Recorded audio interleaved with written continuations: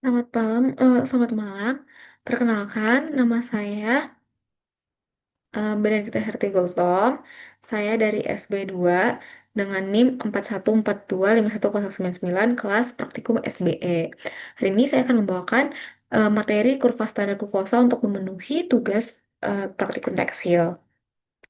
Nah, sebelumnya saya akan membahas tentang prinsip pengukuran. Yang bahas prinsip pengukuran, di mana prinsip pengukuran yang akan diujikan dengan penggaris, di mana pada dasarnya pengukuran ini dilakukan dengan cara membandingkan suatu sampel yang nilainya belum diketahui dengan standar yang nilainya sudah diketahui terlebih dahulu.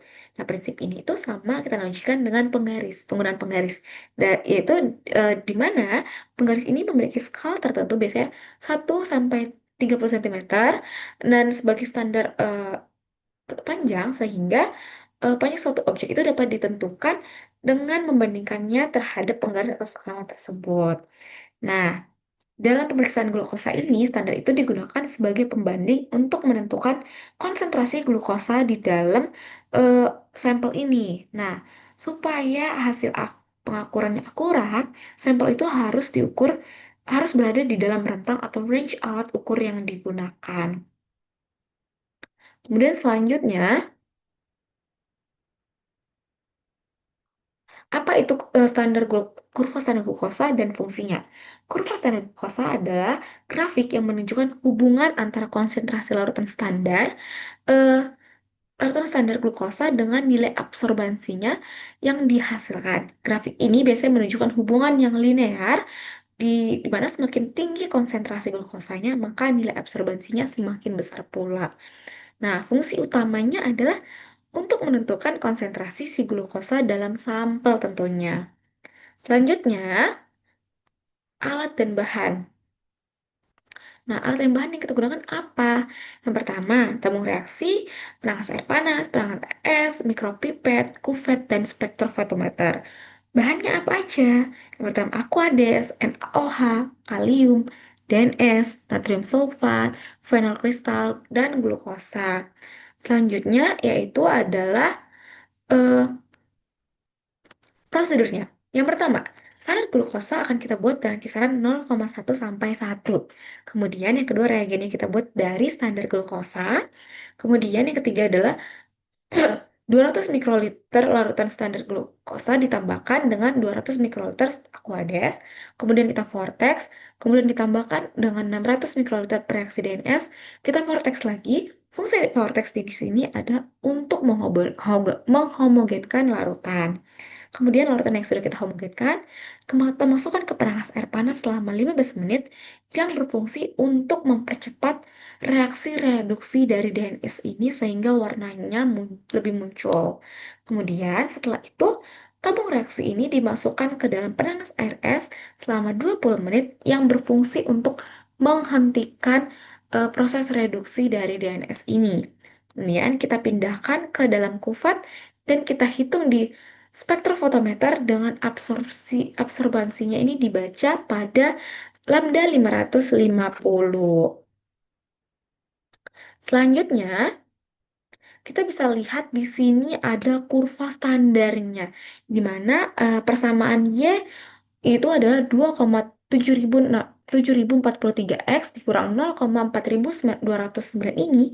Nantinya akan kita gunakan untuk menghitung standar kurva untuk pH, suhu, inhibitor, dan lain-lainnya. Dan R kuadratnya ini kita peroleh 0,9992, di mana nilai ini sangat mendekati dengan nilai 1, teman-teman. Maka linearitas kurvanya ini dinilai sangat baik. Nah, berarti 99,92% perubahan nilai absorbansinya ini dipengaruhi oleh perubahan konsentrasi si glukosa ini. Nah, hasilnya ini menunjukkan DNS yang digunakan cukup baik dan akurat, teman-teman. Kemudian, hal apa yang kita harus perhatikan saat eh, melakukan uji ini? Yang pertama, itu tentunya kurvanya harus linear, seperti yang aku bilang tadi. Kurvanya itu harus linear, di mana semakin semakin tinggi nilai glukosanya, nilai konsentrasi glukosanya, maka nilai absorbansinya harus makin besar. Yang kedua, sampelnya itu harus berada dalam range kurva standar.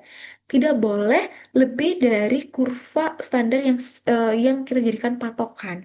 Kemudian yang ketiga adalah jangan melakukan ekstrapolasi di luar kurva, karena hal ini akan mengakibatkan ketidakakuratan dalam hasil praktikum kita.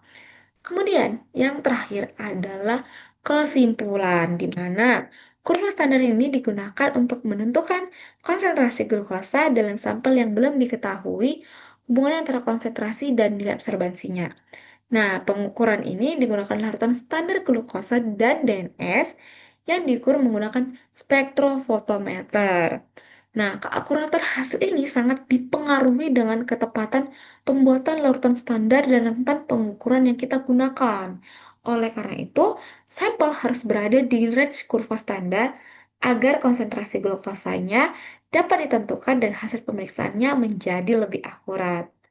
Baik, sepertinya sekian dari presentasi saya tentang kurva standar glukosa. Semoga apa yang saya sampaikan dapat tersampaikan dengan baik dan dapat lebih dimengerti lagi. Terima kasih atas waktunya.